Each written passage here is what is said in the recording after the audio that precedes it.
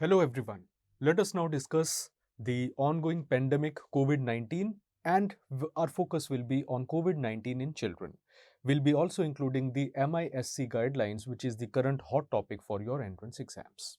So COVID-19, what is it? COVID-19 basically stands for Coronavirus Disease 2019. So this is the full form for COVID-19.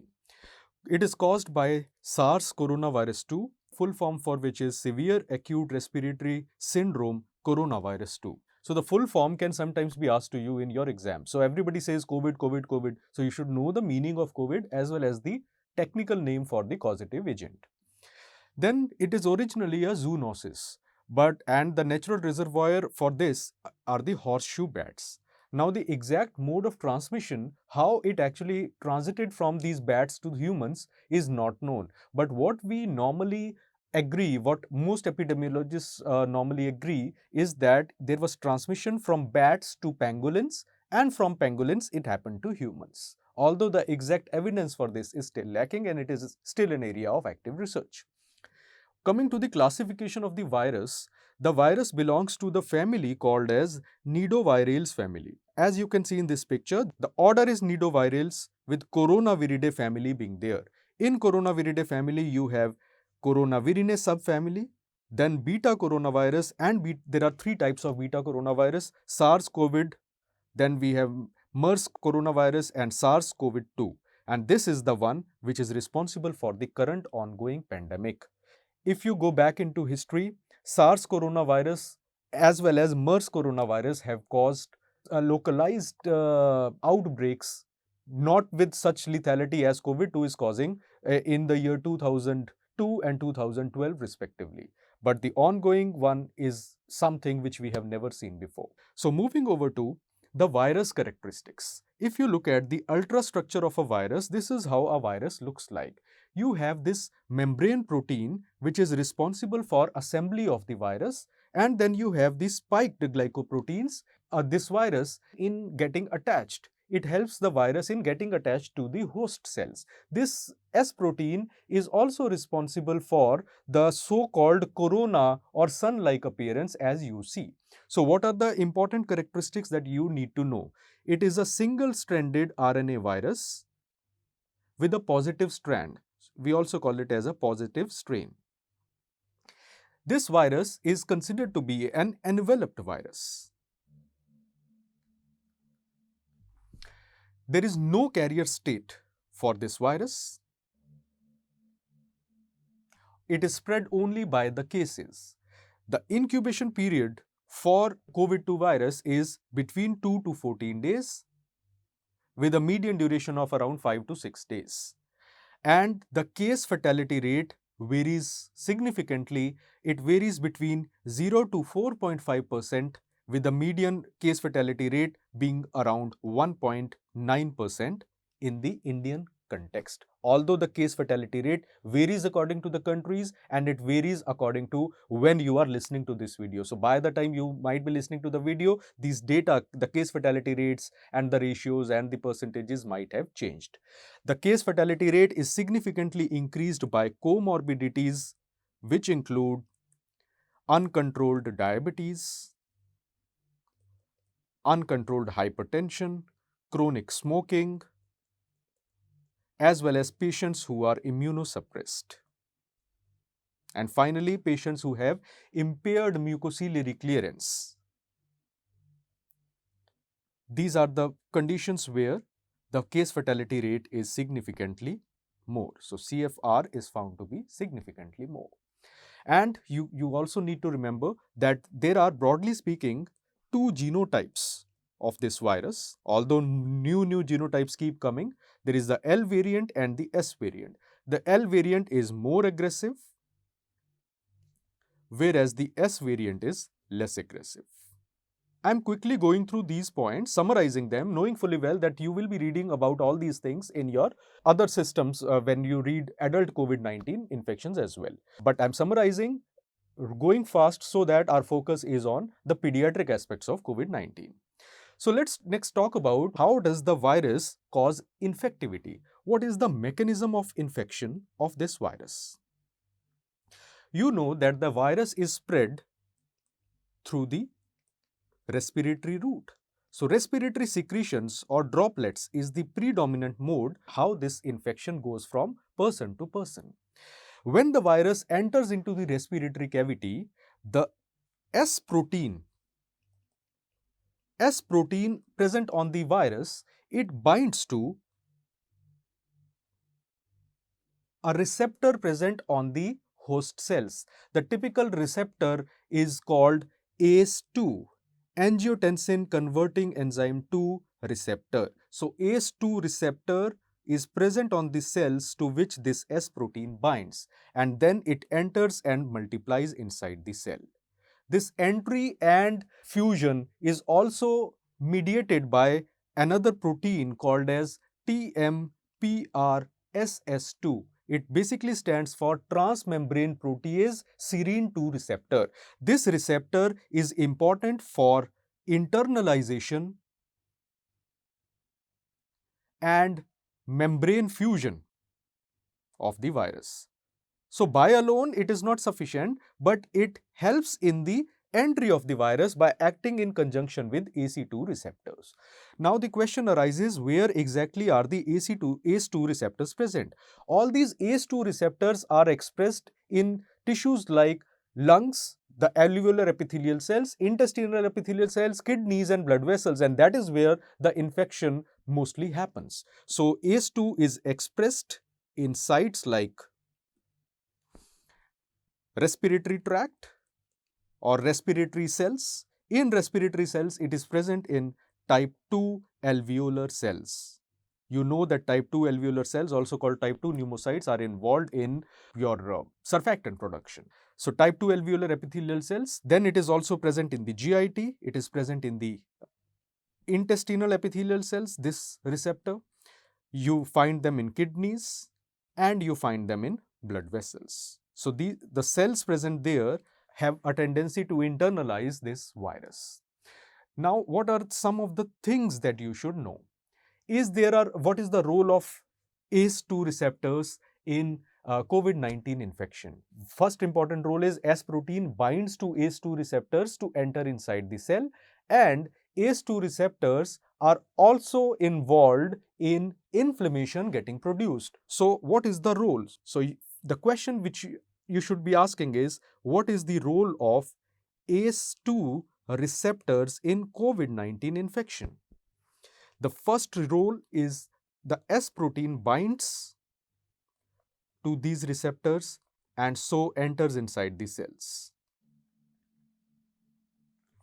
So this is the route through which the virus enters. And secondly, once the virus enters, the other ACE2 receptors which are present on the cell, the remaining ACE2 receptors are internalized.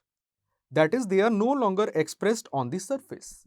This internalization of these receptors upregulates a substance known as ADAM17.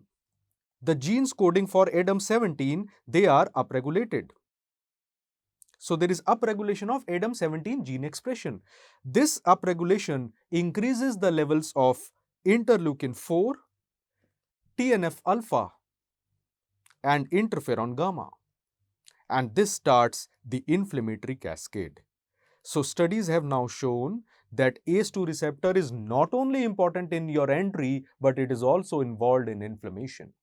So obviously the question may arise, is there any role of ACE inhibitors or ARBs in COVID-19 infection? Should you use them? Should you avoid them? The answer is no. There is no proven role or contraindication for ACE inhibitors as well as ARBs. So neither is the recommendation nor are they avoided.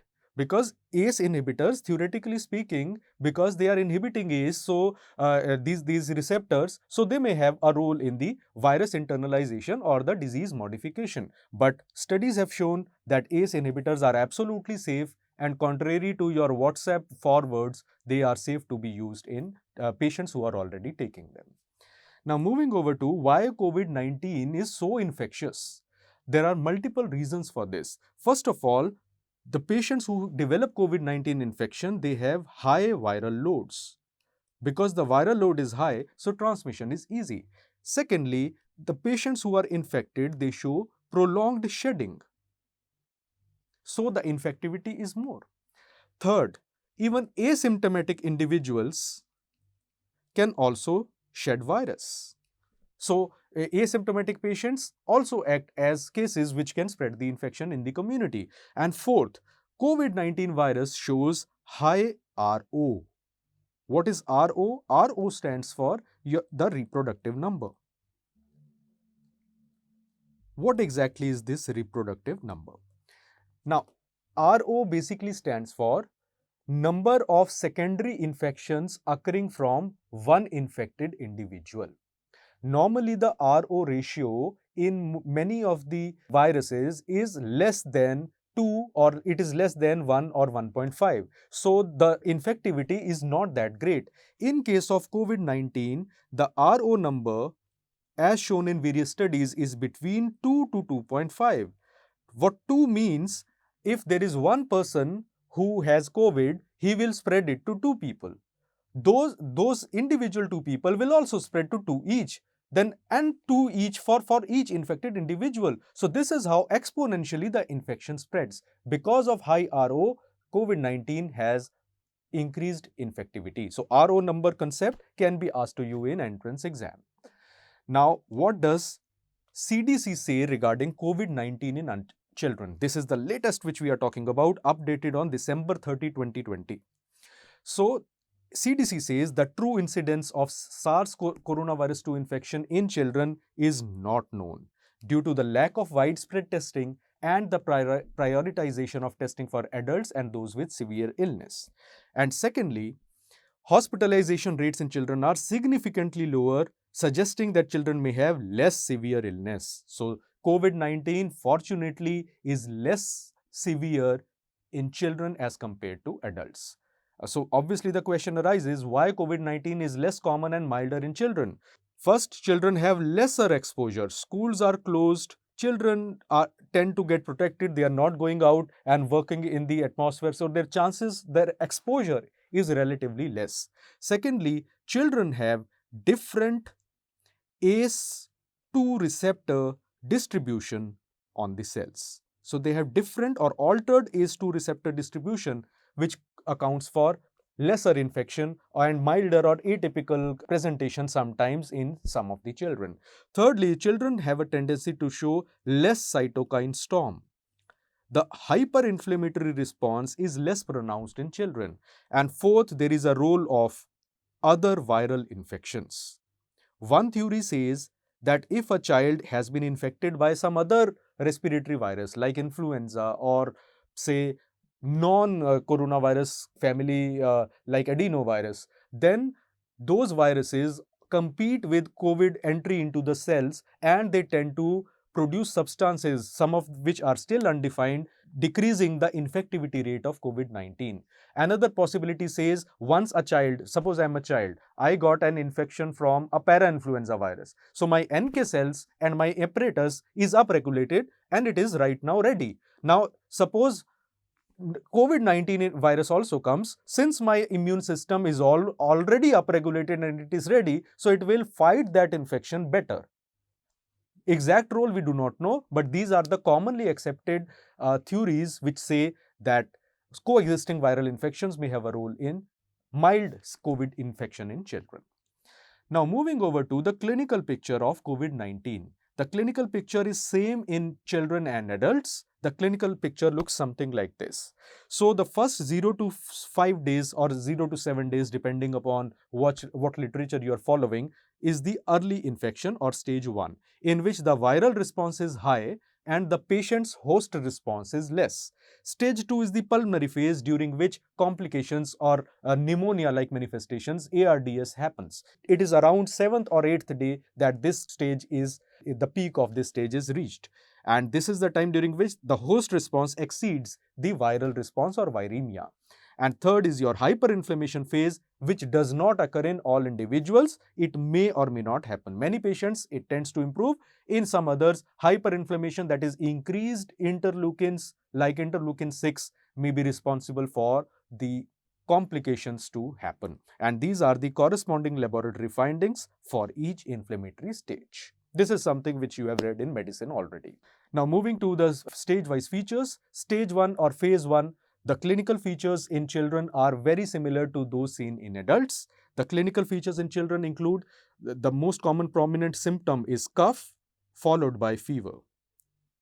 Cough is seen in almost 80 to 90% cases, whereas fever is seen in around 70 to 75% cases. However, remember that in children, fever is the presenting symptom in only 50% cases. So, other 50% fever may come up maybe a day or two later.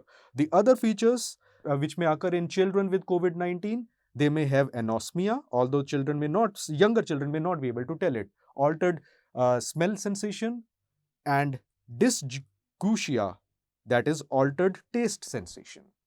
Children are also found to have increased risk of GIT manifestations like vomiting, which is less common in adults, can happen, but less common in adults, and diarrhea.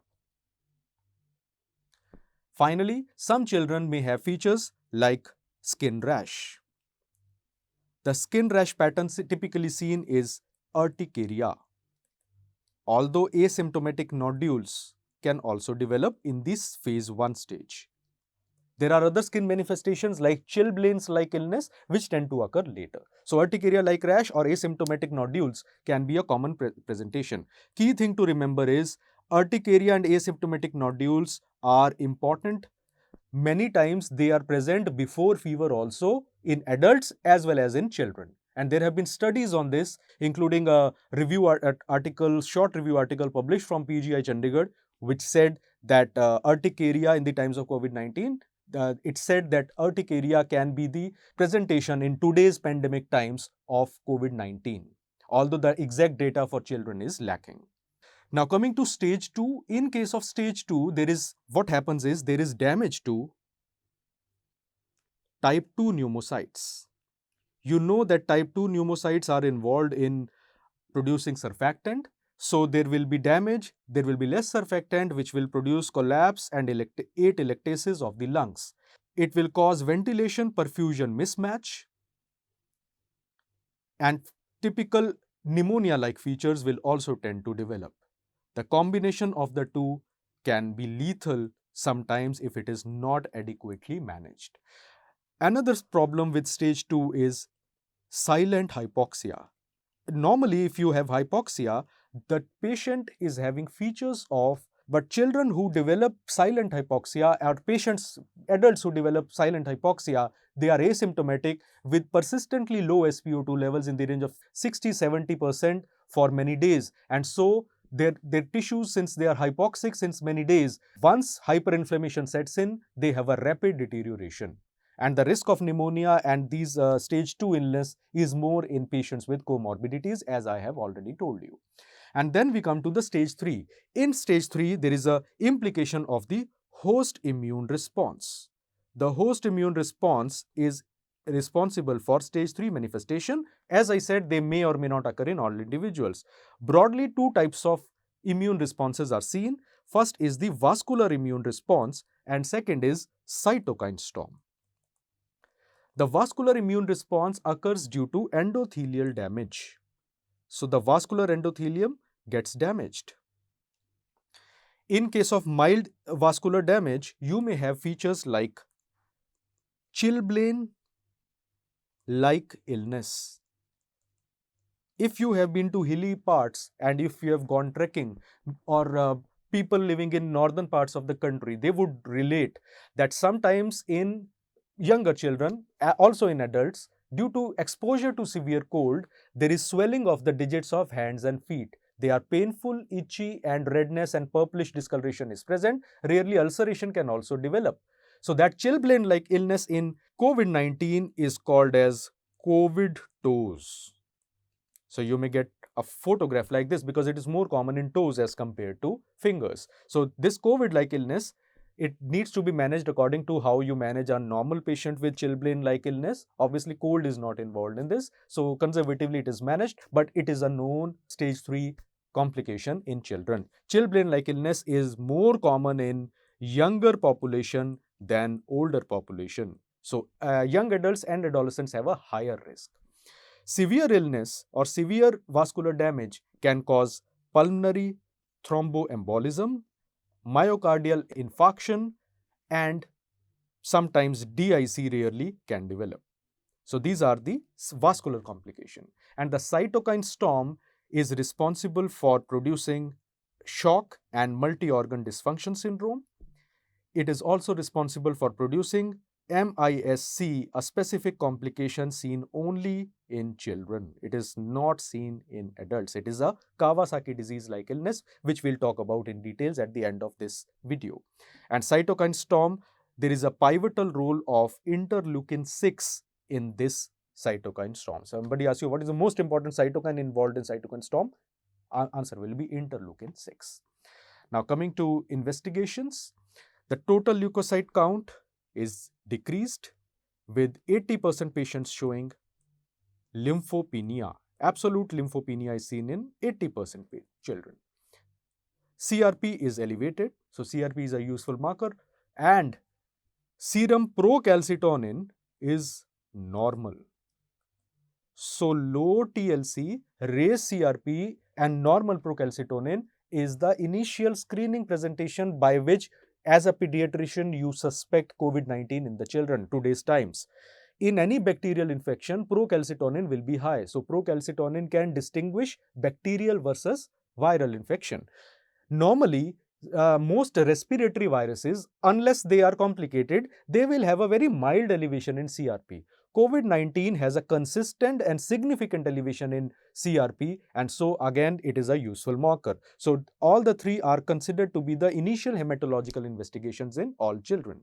And patients who have increased D dimers as well as those having increased interleukin-6 are found to have aggressive form of the disease. When you do chest X-ray, you will find hazy bilateral opacities. These opacities are more concentrated in the peripheries than the hilar region. So remember that pneumonia in COVID-19 is more peripheral than central, including those in children.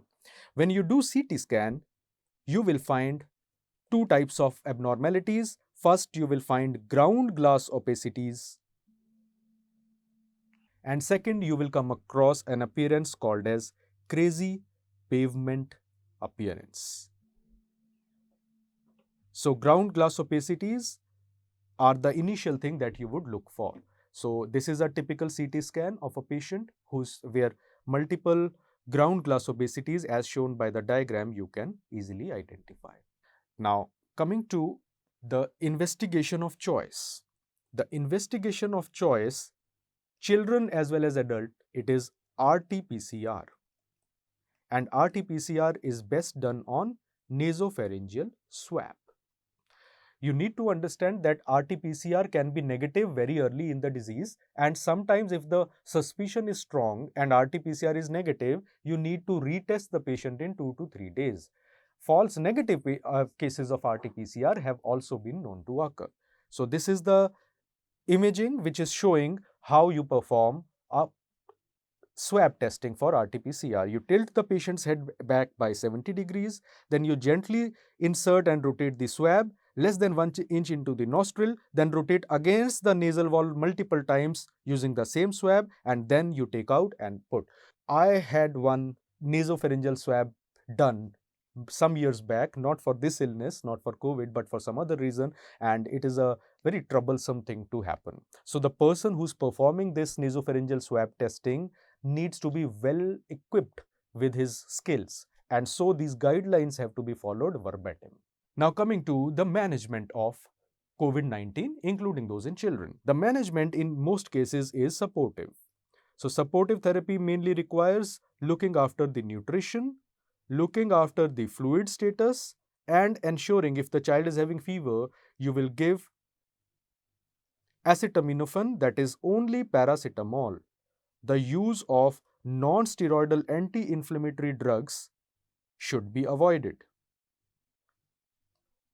Not only do they have complications, they are unnecessary, and there is a theory that they may interfere with ACE2 expression, and they may be involved in altered immune regulation in the child with COVID-19. So they should be avoided as much as possible. Secondly, you will do isolation of the child and do contact tracing. Because children these days in pandemic times are not going out, so if a child is infected, he's a secondary case. You need to find the primary, the adult from which the child got infection. Admission will be needed in severe cases, and then you will need to use drugs. The drugs which are initially used in non-critical care illness patients, they include hydroxychloroquine, lopinavir, ivermectin, and remdesivir. But their exact role, doses, and implications in case of they are used in adults, but their role in children is yet undefined. So we only extrapolate the studies from adults and use them. And patients who develop cytokine storm, they will require steroid therapy, that is dexamethasone will be needed. There is a drug which acts against interleukin 6 receptor. Interleukin 6 receptor antagonist is tocilizumab. Tocilizumab is used in cytokine storm hospitalized patients in adults. However, according to latest guidelines, it is not to be used in children. It can be used in adults with cytokine storm, but it is not to be used in children. Very important point, can be a potential MCQ. So ACR 2020 guidelines say, as I just told you, tocilizumab, this is updated November 9, 2020, latest hai according to my time of recording. So tocilizumab is not recommended for a majority of pediatric patients given the lack of benefit reported in multiple trials. In addition, the effects are long lasting, so which leaves little recourse if the patient does not respond favorably to the medication. So where you have to use, you can use other immunomodulatory agents, and glucocorticoids are the ones which we prefer in case of children. Other immunomodulatory agents can be used only when glucocorticoids and interleukin-1 blocking therapies like anakinra are contraindicated or they have failed. Problem with anakinra is it is not available easily in India, and so glucocorticoids are the drugs which we usually go in for in severe pediatric patients. Now, what are the common pediatric COVID-19 queries? One-liner answer I'll give.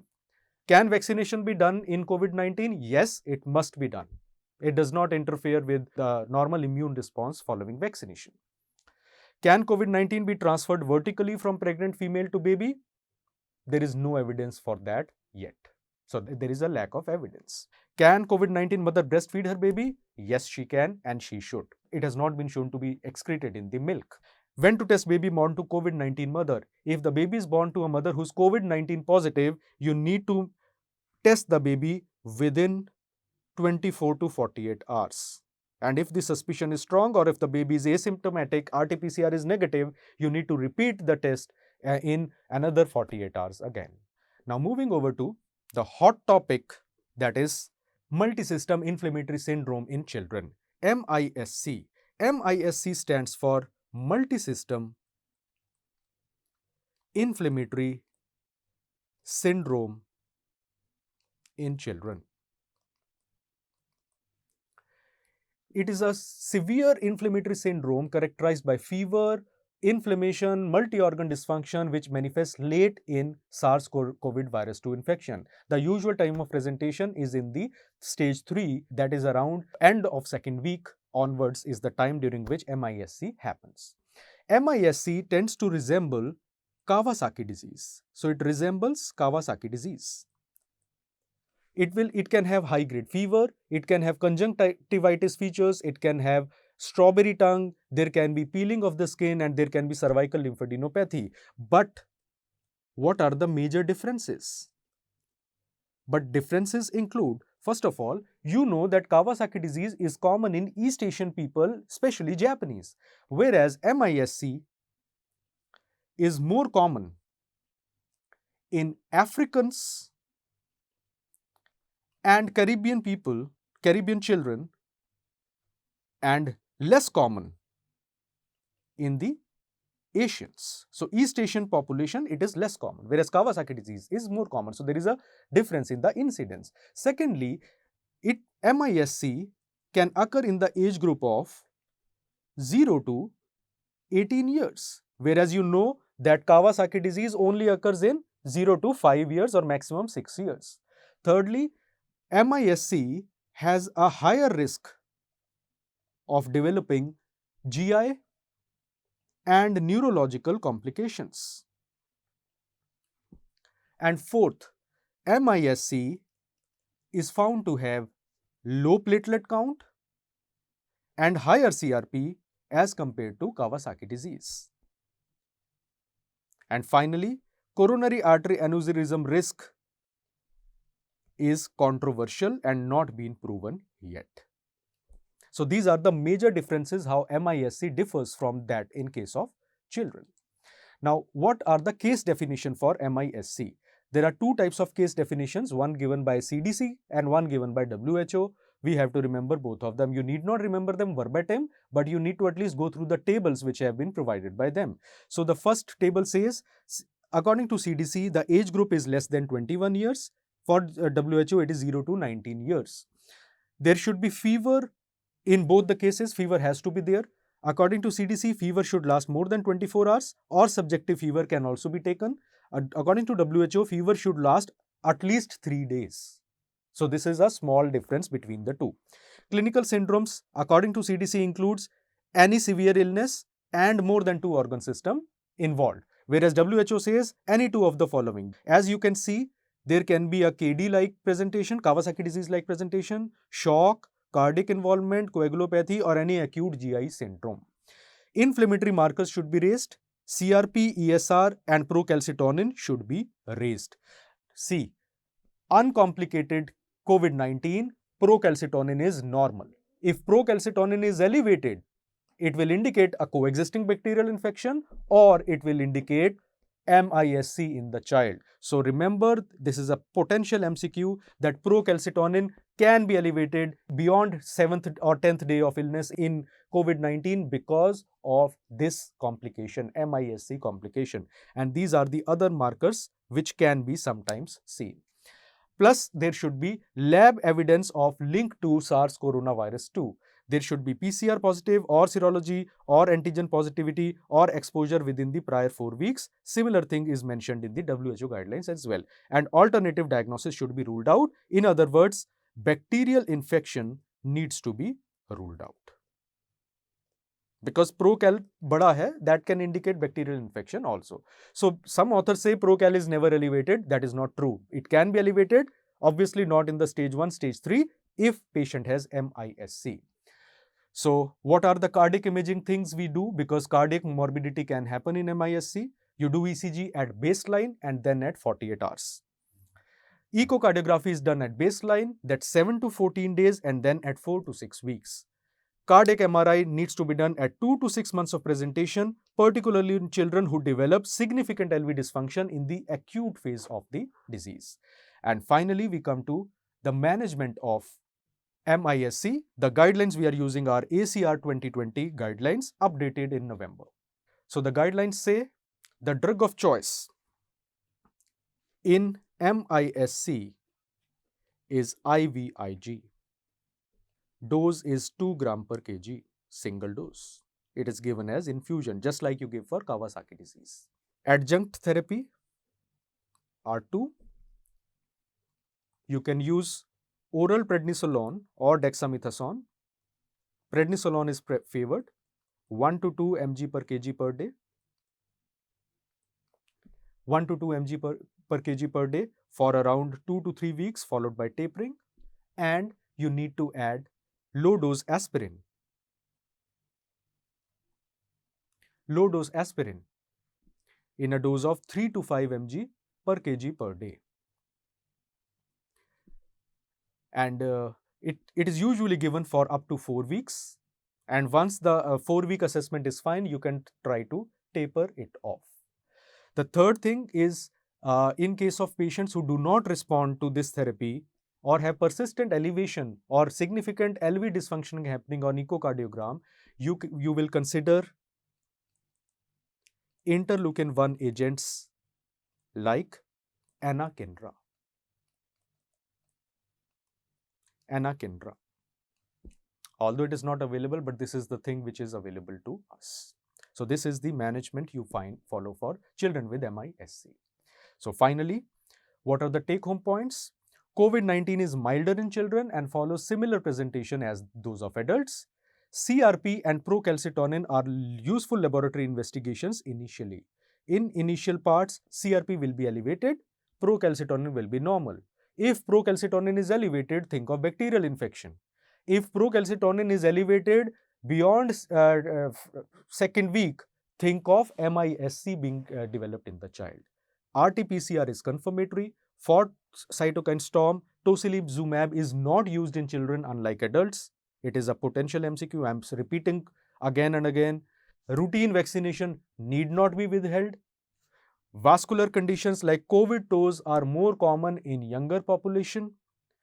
Some children may develop a Kawasaki disease like hyperinflammatory syndrome called MISC, although it is the features are similar to Kawasaki disease, but it occurs in different set of population, less common in Japanese. MISC can involve GI and neurological features which are not seen in Kawasaki, and it can involve children up to 18 years or even 21 years of age. And finally, MISC children require hospital-based management with immunomodulators like IVIG and anakinra along with cardiac monitoring. So this is the summary of COVID-19 as of the latest guidelines when I am recording this video. Thank you.